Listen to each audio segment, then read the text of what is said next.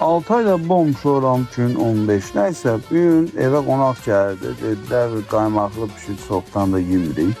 Burada köməkçim Ruhi, qəşəngcən gözünüz kartofu öyrətdiyim kimi simlə soyur. Ona kimi mən də döşətlərini qəşəngcən doğrayıram.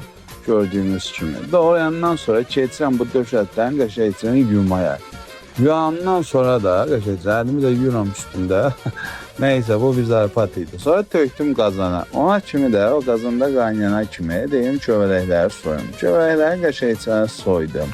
Sonra doğradım. Bax görün xat nə doğrayıram. Ondan sonra kövrəyi yudum. Baxın burada qəşəng kövrəyi isti su ilə yuyun. Sonra bir dəfə süzgəcdən keçirin. Sonra bir də isti suda saxlayın. Ondan sonra bir də yuyub üstünə qaynar su əlavə edirik ki, onun o qara suyu zəhəri çıxıb gedir. Burada kartofu qəşəngcə doğradı. Yağı əndərdik şarodnikə. Kartofu tökdük. Bəh.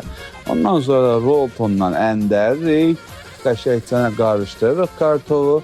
Baxın, burada döşəti görürsünüz. Bir dəfə suyunu süzmüşəm deyə tərtəmizdir. Göbələyi də onun üstünə əndərdik mi? Əndərdik. Onun kimi kartof qızardı. Burada da bunun üstünə yağı tökdük.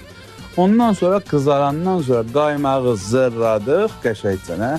Tuzu da tökdük, bir 4 qaşıq ki, qaymaq şirin olur. Nuş olsun.